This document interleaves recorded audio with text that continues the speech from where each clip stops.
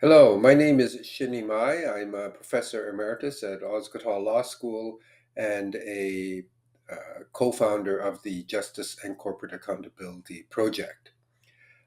This is a webinar in two parts relating to transnational corporate structures in the mining industry and relating to how to make complaints under securities legislation when these mining companies fail to disclose a lack of Indigenous consent or disclose a social conflict at their projects.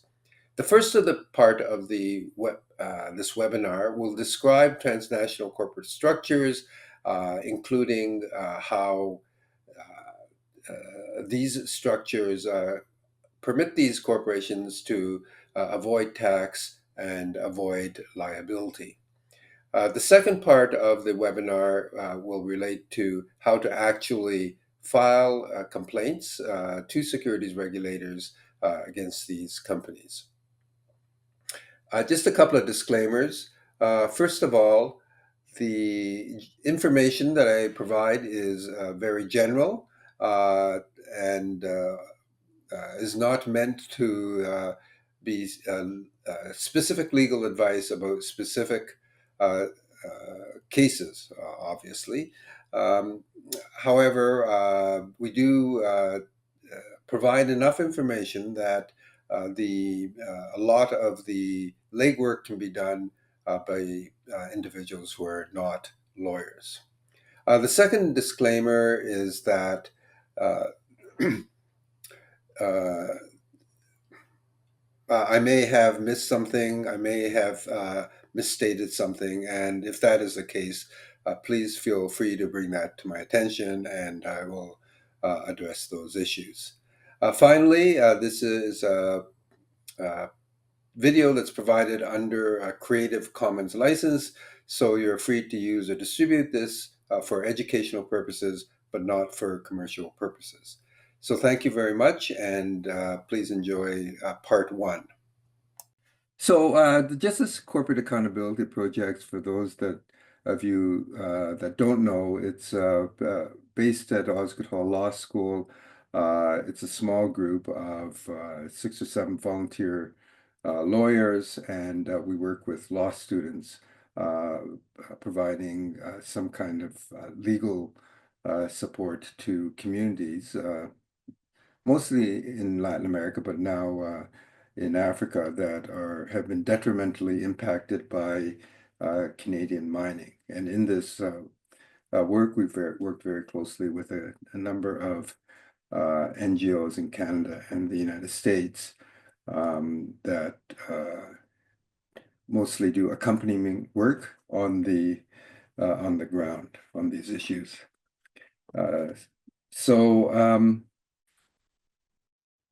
When we started about 15 years ago looking at these corporate accountability issues, I think that as many of us, we began looking at human rights instruments and in the international context, like how you would raise, because there are clearly human rights issues related to some of the abuses around these mines.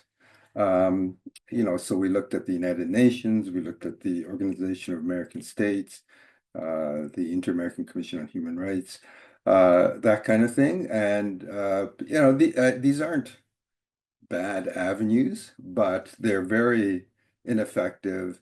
They have little impact on the communities.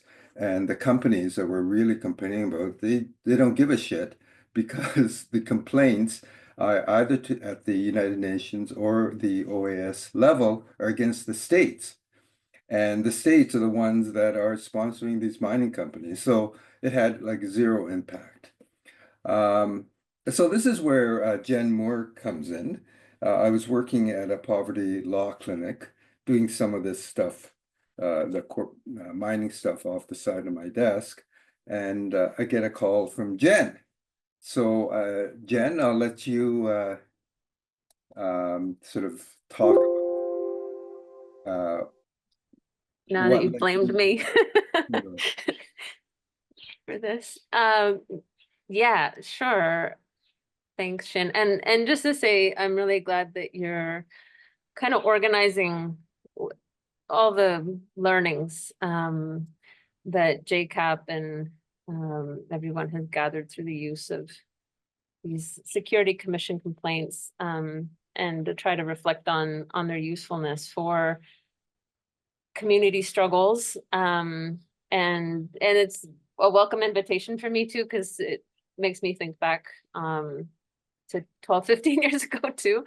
And just so much about, the learning from this that we did together. So I really appreciate that, and really appreciate all the participation that in this meeting today, and looking forward to hearing more from everybody.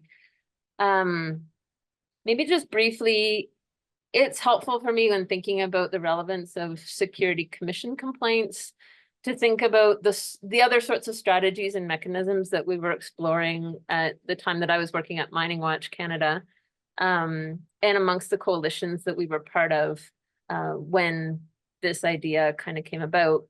And not that it was necessarily a novel idea, but something that we were going to pick up. And so this was around 12 years ago, and I'd already been working for a couple of years at Mining Watch. And my main responsibility at the time was to support the Canadian side of campaigning in solidarity with Indigenous Maya-Mam communities in the Northern Highlands of Guatemala, and notably as starting off with human rights instruments, Shin is really relevant. These communities were living with the devastating impacts of the open pit Marlin mine, a gold mine owned at the time by Goldcorp, now that's been sucked up into Newmont. And this mine had been ordered suspended by the Inter-American Commission on Human Rights.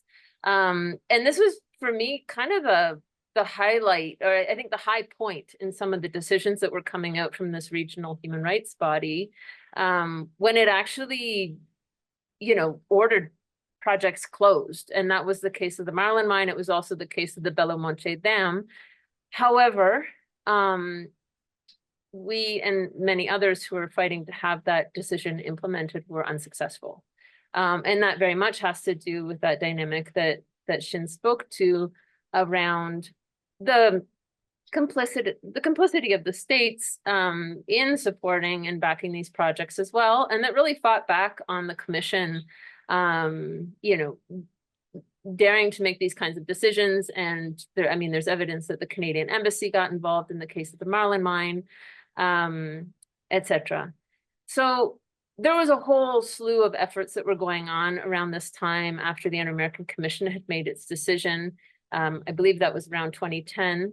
And so there was around 2 years of concerted campaigning really to get that decision implemented, the suspension of the mine, and out of respect too for the lack of consent from the affected people. One central focal point of the organizing energy, especially for the coalitions that Mining Watch was part of at the time, really centered on the company's annual general meetings. We were following the company around year after year and dedicating enormous amounts of energy and resources to a combination of inside and outside actions. These included shareholder resolutions in which JCAP got very involved, protests and partners from Guatemala and other parts of Central America, expert reports and testimony, media outreach, and more. And these sorts of actions remain a very big part of the toolbox that organizers use regularly. But one of the things that our coalition reflected a lot about around this time was, one, just how exhausted everyone was for about 6 months following each AGM, and that the results from trying to build pressure on the company on its own playing field in meetings in which it wielded considerable control didn't measure up to the amount of energy we were expending. And around this same time, another deadly conflict started heating up in southern Guatemala around a large swath of mining concessions for a silver project that had been granted to a Goldcorp spin-off company, Tahoe Resources. Communities there in about 8 municipalities had been holding their own consultation processes and turning out en masse to pronounce their opposition to any mining in their territory, very much learning from the negative environmental, health, and human rights impacts of the Marlin mine. And by the fall of 2012, it was evident that grave violence against the community resistance was brewing, which lit up internationally with the shooting attack by the company's private security on peaceful protesters standing on a road outside the mine in April 2013. This particular event, which was only one of many acts of violence against Xinca indigenous people in this part of Guatemala, and whose existence Tahoe Resources blatantly denied. In fact, in a lot of their filings, they were talking about the part of the benefit of the Escobal project, presumably, was that there was no indigenous people in the area. Very racist approach that the company was taking to try to move ahead. And this shooting event that took place in April 2013, as many of you know, led to a civil lawsuit against Tahoe Resources that was filed in British Columbia in June 2014. Following this, violence at the hands of the company's private security became a key refrain in shareholder alerts and security commission complaints that we would then repeatedly write and file with support from JCAP for the next 6 years with regard to this project. In the prevailing global context of impunity, that still largely ensures that transnational corporations literally get away with profiting from murder, disappearances, forced displacement, destruction of watersheds, lasting health harms, and many other horrible abuses. Security Commission complaints don't resolve this gap, but we found them to be very powerful, a very powerful way to translate community demands and human rights violations into the language of risks to investors that does help to build credibility for the community's arguments with the business media, with analysts, and with certain sectors of investors. And from the start, when we started first doing investor alerts and then formal complaints, we centered these on the lack of social license or community support for the mine, which is notably a top risk acknowledged by industry analysts today for the industry. And this helped provide the evidence to demonstrate this, and that failure to respect the community's decisions would continue to lead to conflict and violence, which it did. The commission complaints provided for us a way to formally and publicly debate the company's characterization and misrepresentations of its relationships to the communities and related issues around the project, which are otherwise hard to bring attention to, and I think helped in a more efficient way than perhaps the AGM work, really building an effective drumbeat within these circles. And that could help and did help to pressure these actors to recognize the legitimacy of the community's arguments in their own ratings, in their decisions to divest, and even in class action shareholders' lawsuits against companies. Again, these in and of themselves are not decisive moments in favor of community goals, but they help to raise the tension and gain an upper hand in the public debate in favor of what communities are seeking. And if it isn't clear already in what I've noted, it is really important to build a strong media strategy to accompany the submission of these sorts of complaints. In the case of Tahoe, the presence of the civil lawsuit against the company from 2014 to 2019 undoubtedly aided in the public debate and ultimately resulted in a favorable settlement for the plaintiffs. Notably, however, such civil lawsuits tend to focus the conversation on individual plaintiffs and events. Complementing the lawsuit with the investor alerts and security commission complaints for us really helped to broaden the focus on the why and how such violence could happen in the first place, and to bring attention to the collective struggle of the peaceful resistance that was not just seeking to stop more violence, but to keep a massive silver deposit from being exploited in order to protect their water, health, self-determination, and community peace. And furthermore, as a relatively efficient organizing tool in terms of time and resources to speak to key analyst, investor, and media audiences that can influence the public debate over harmful investments, it's one that I and the organizations that work with keep coming back to as a way to identify, communicate time on a company's own contradictions, omissions, failures, and abuses. I'll leave it there just as an illustration of how this has been useful, and look forward, Shin, to your explanation on how to file these complaints. Great, thanks very much, Jen. So I'm now going to go into some of the technical aspects. I'm just going to start out uh, because we've got quite an audience here. Some of you are lawyers, some of you aren't lawyers. So I'm just going to start with some uh, basics of corporate law, and then go into the context of transnational corporate structure, because it's very important to see these complaints about the companies within the transnational corporate structure of these companies. And the last part, we'll get into the nitty-gritty of how you look up SADAR, which is where these company documents are filed, how you what documents to look for, and finally end up with some words from Viviana Herrera about whether you can do this not being a lawyer and how that will work. Um, so just corporation basics. Okay, so a corporation is not an actual living being. You have to file papers with a government, and it could be a provincial government, a federal government, state government, to become a corporation. They give you a stamp and registration number, and then you're a corporation. A corporation is made up of shareholders who elect a board of directors, and the board of directors um, appoint the management. So why, I mean, if you want a business, you can conduct a business without a corporation. Why is a corporation there? Well, a corporation there is to protect all these people inside, the shareholders, the board of directors, the management, from having to be responsible, having any personal responsibility for anything they do wrong. So if a company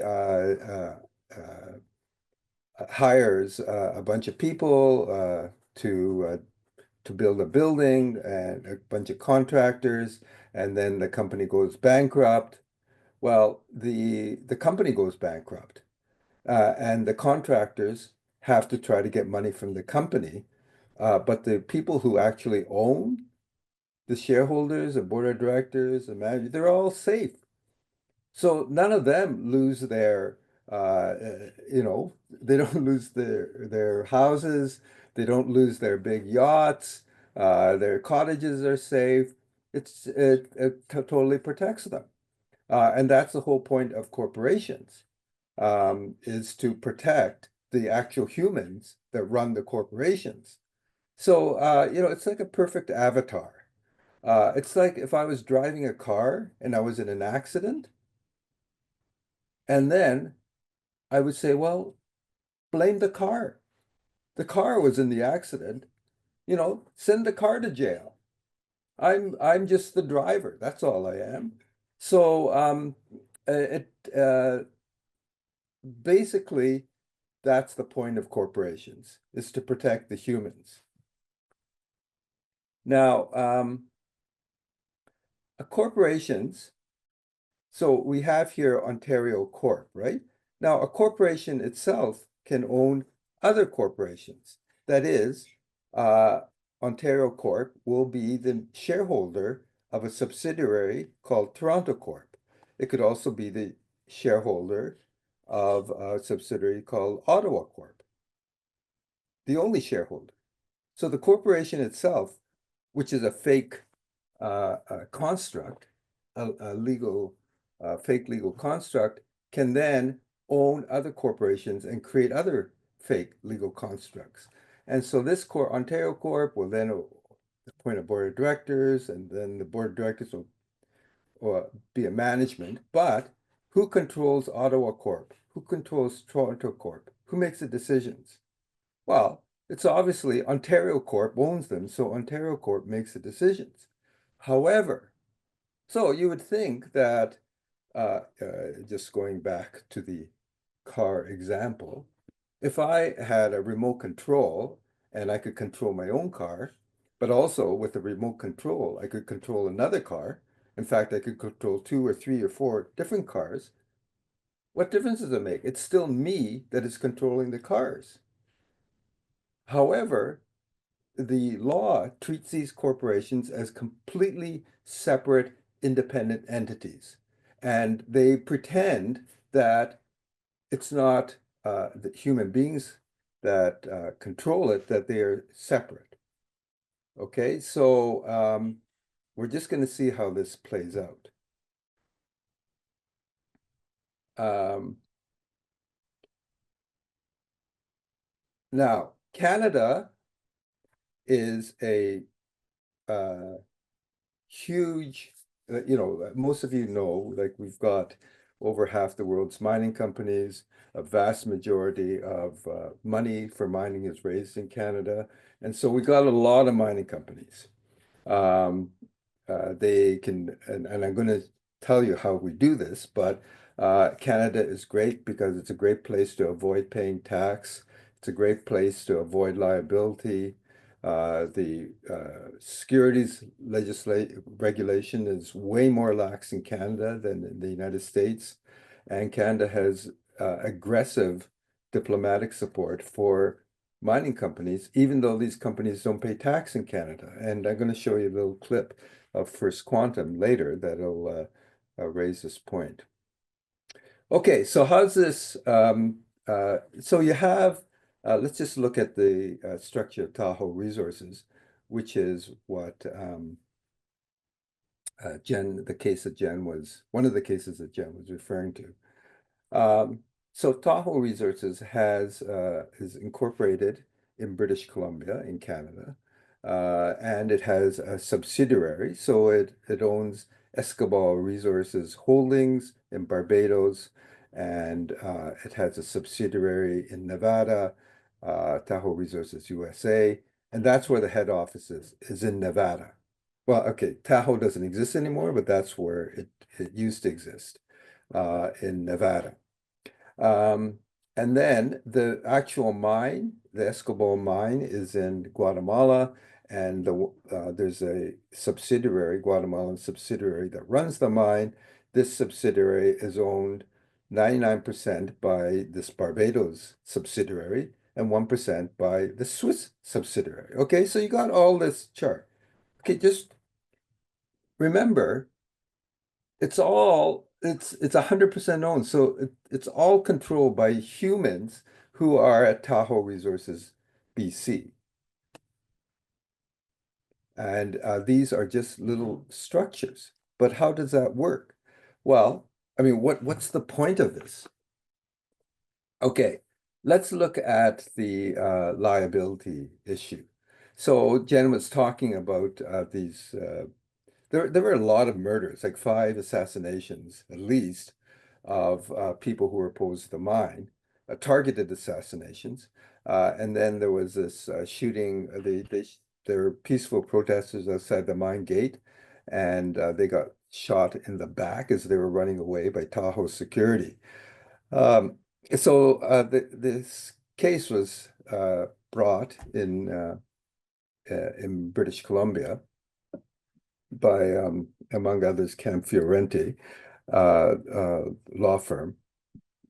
And they tried to sue in British Columbia because they said, well, the people who are running the show are in British Columbia, like that's where the corporation is, and so they should be responsible.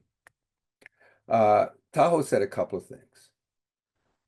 One of them, they said, well, this is Minera San Rafael's fault. If there's any liability, it should be with Minera San Rafael. Okay, it's our subsidiary. Now, that is actually a valid legal argument. In fact, it's a very, very strong legal argument.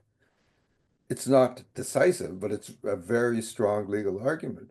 Even though, as I say, you can see it's Tahoe runs the whole thing.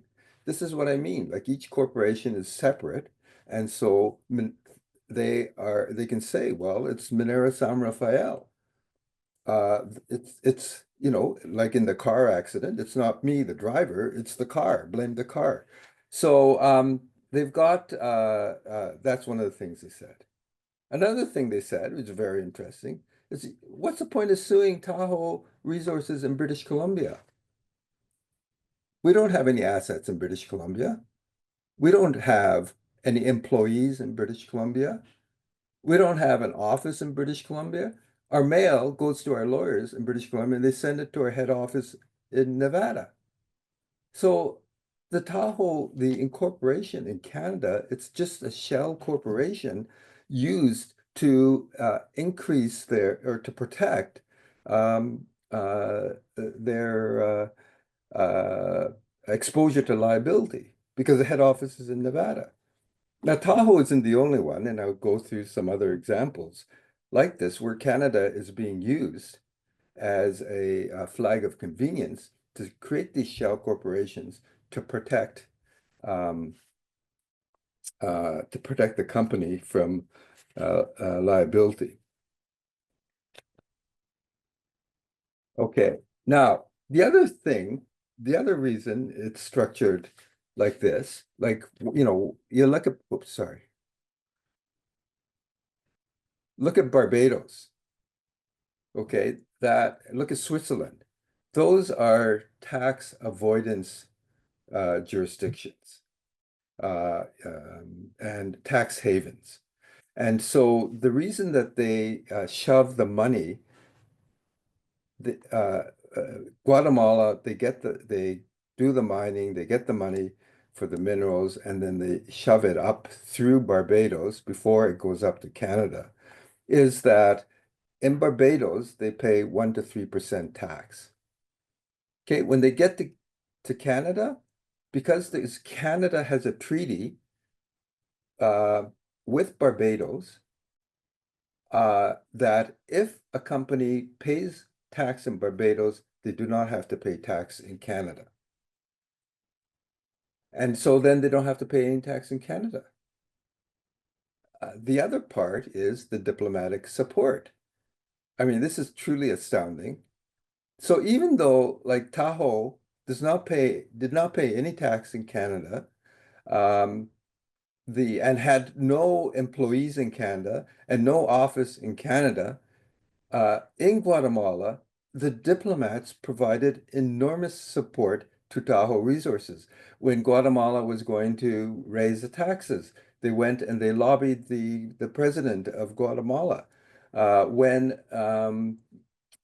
we think that when the after the shooting of the peaceful protesters, the uh, ambassador of Canada went and publicly to a ceremony congratulating Tahoe on their corporate social responsibility.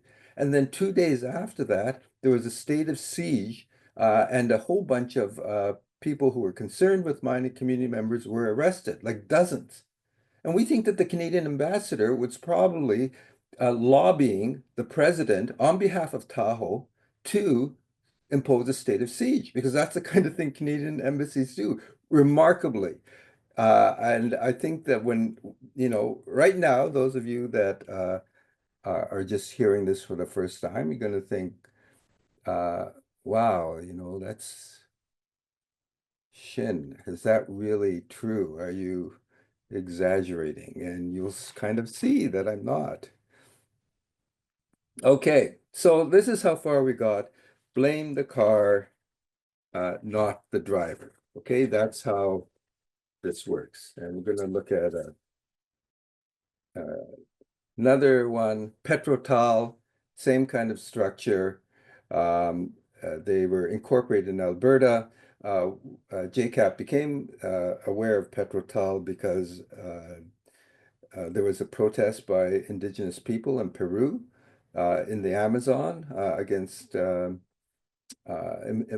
near one of oil pipelines that were used to transport oil from their oil rig, and I think 3 or 4 people were killed by the army. And so we were asked to kind of look into this. And so this is the way they're structured. Alberta, probably just, like Tahoe, no office, nothing, just a mailbox. Head office is actually in Texas, in the United States. And you can sort of see that they go through Curacao, which is another tax cleansing jurisdiction. They go through Curacao again to really cleanse their tax. I don't know what's going on exactly, but that's the basic point of it. And then they have their in Peru. So these are not the only ones. We don't know every single one. I mean, I would love to at some point have a project where we research the 1,500 corporations that are registered at the Toronto Stock Exchange to find out how they're structured. But there's more. We're aware of more than just these two that are structured like this.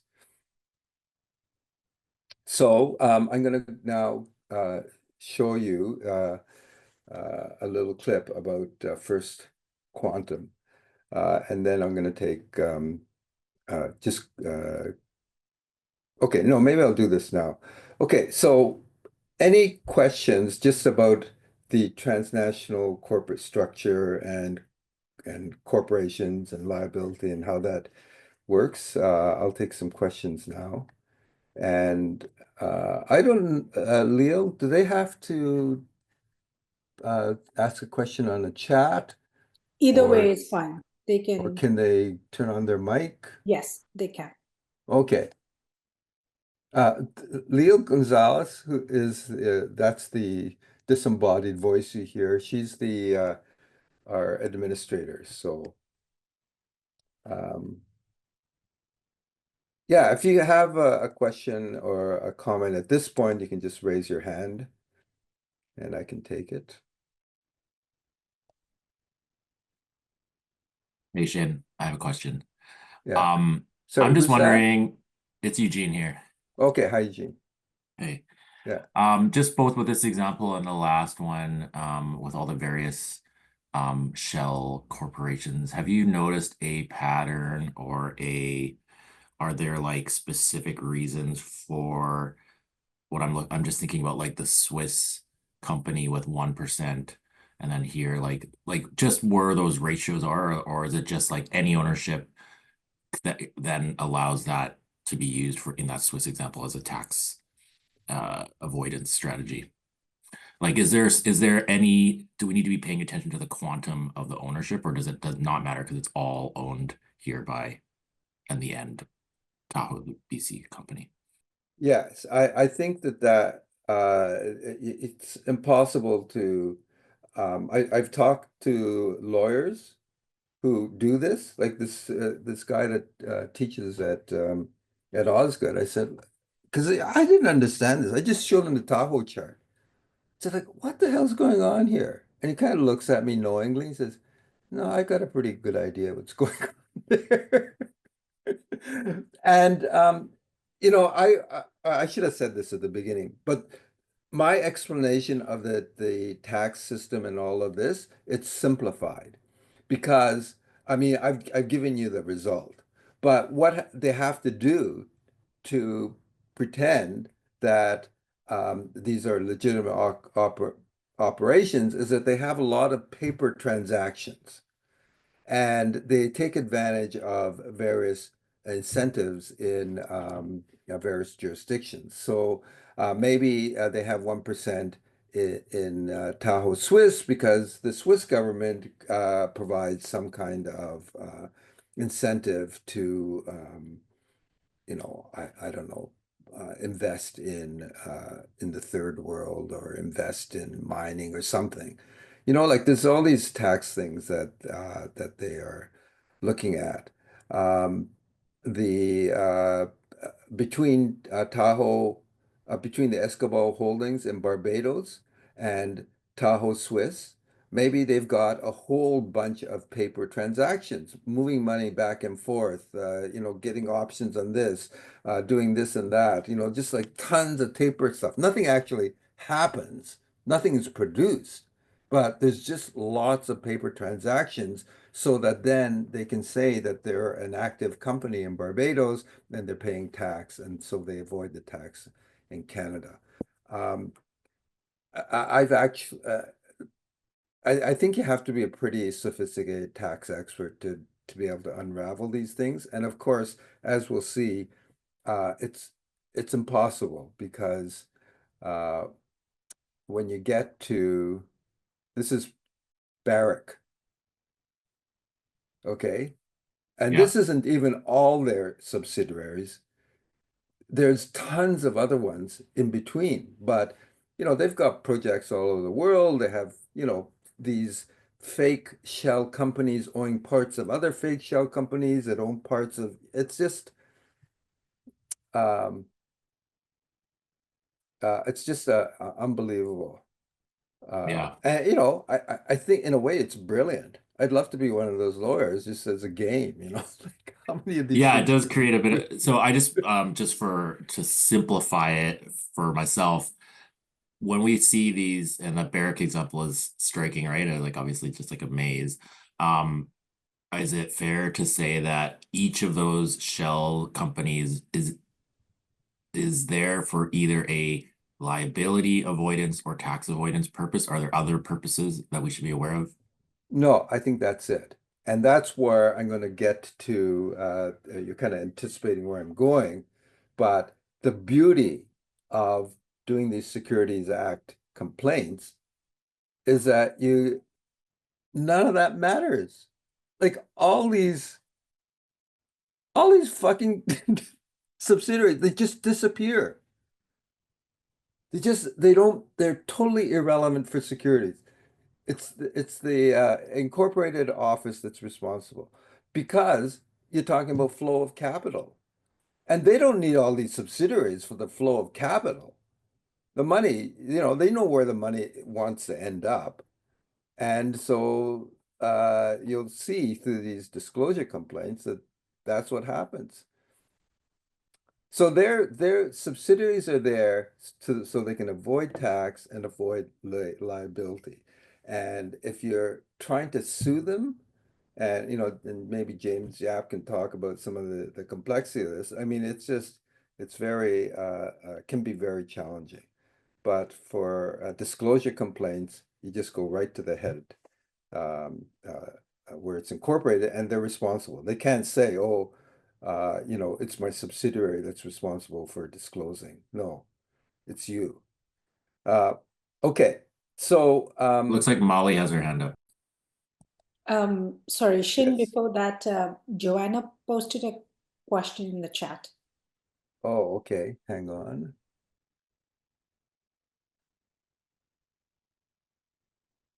I just see yours, Liel. Oh, I'm going to read, it says, if the US securities regulations are more stringent than Canada's, why are the companies' head offices in the US? And do yeah. securities complaints in the US against these companies wield greater results Okay. than coming after them in Canada? Good questions. I'll answer these in more detail, but this is the first part. If the head office is in the US, um, uh, it doesn't matter because you'll notice that the US head office is a subsidiary of the Canadian. And the securities regulation applies to the Canadian incorporated office. So you can actually, this is what they get out of this. Same here with Tahoe in Nevada.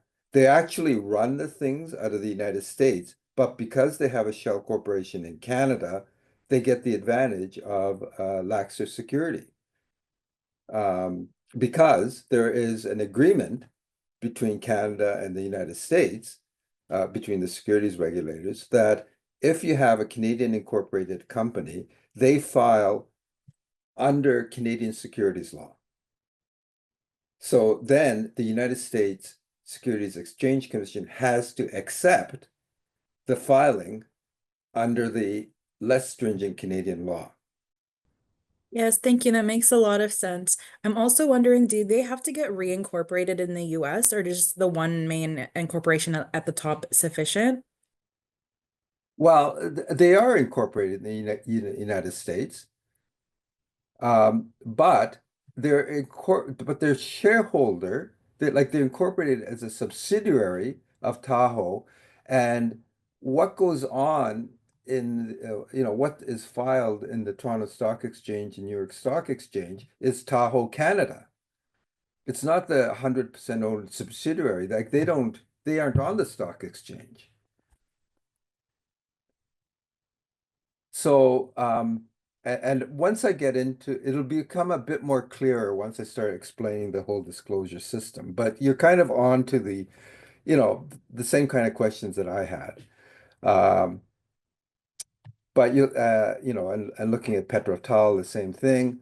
Because they're a subsidiary of the Canadian corporation, Canadian securities law applies to the Canadian corporation, and then their operations are shielded from the tougher American law because Petrotal is not on, they don't list on the security exchange.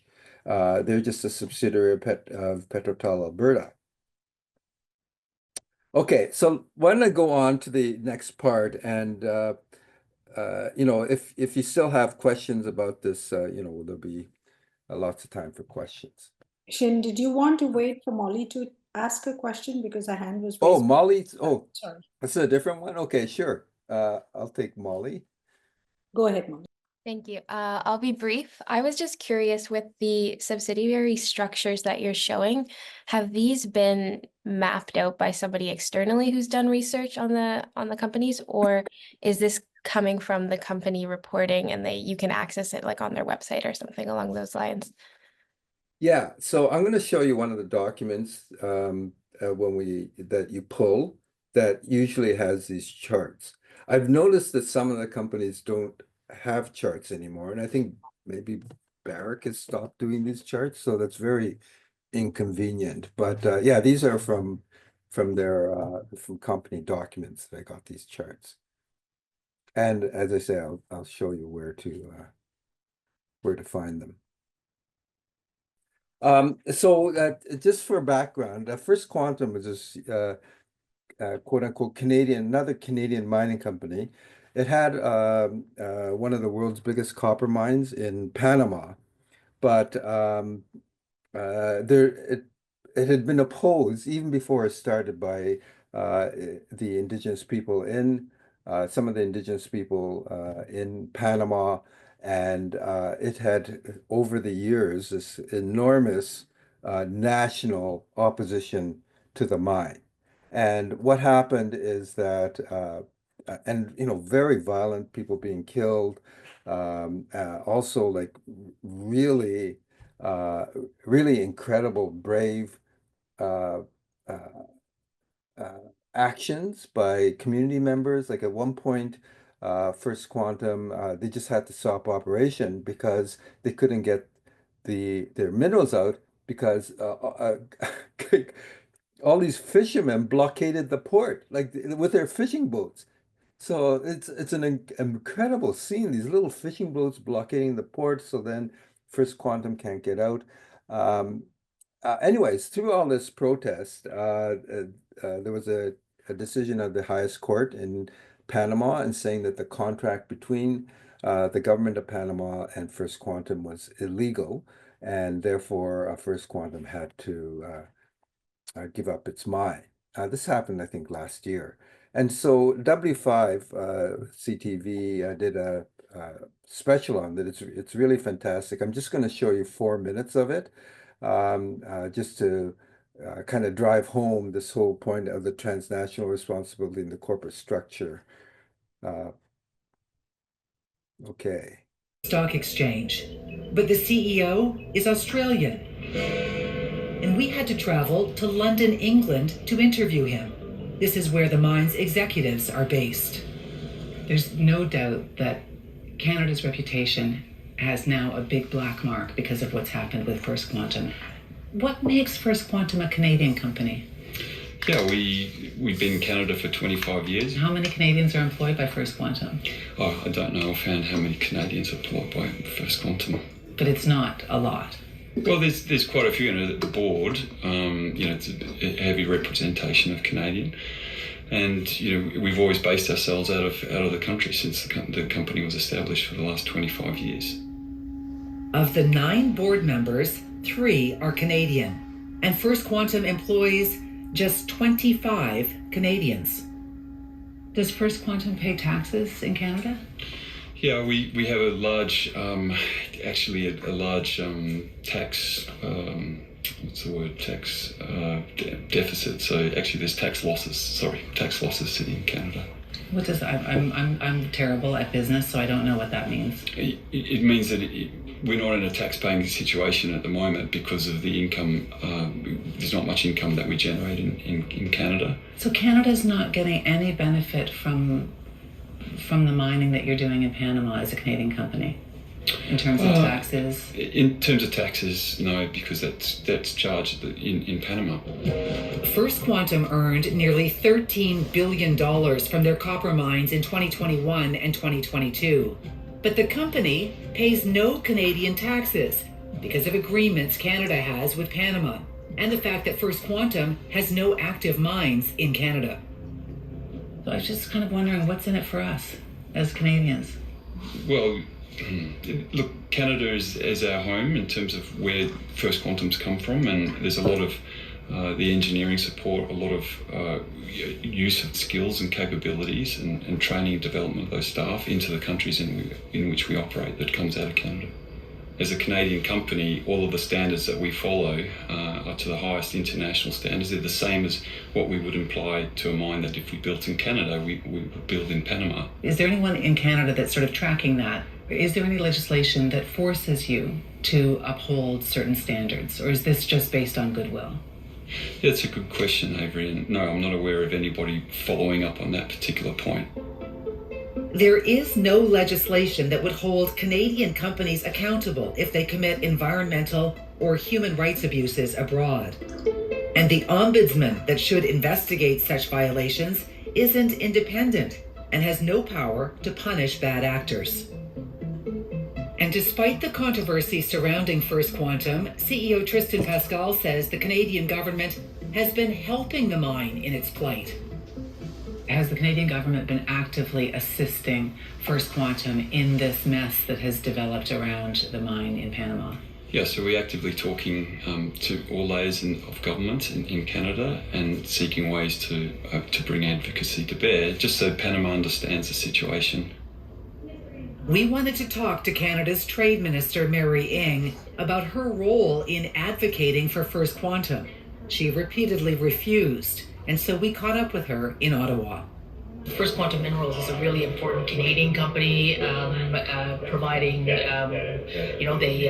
providing really, copper essentially, and their work is essential. Obviously, what the Panamanian government has decided with respect to, this contract and so forth is what the Panamanian government has decided. But my job as the trade minister is make sure that I, continue to always advocate for a Canadian company, whether they operate in Panama or anywhere in the world.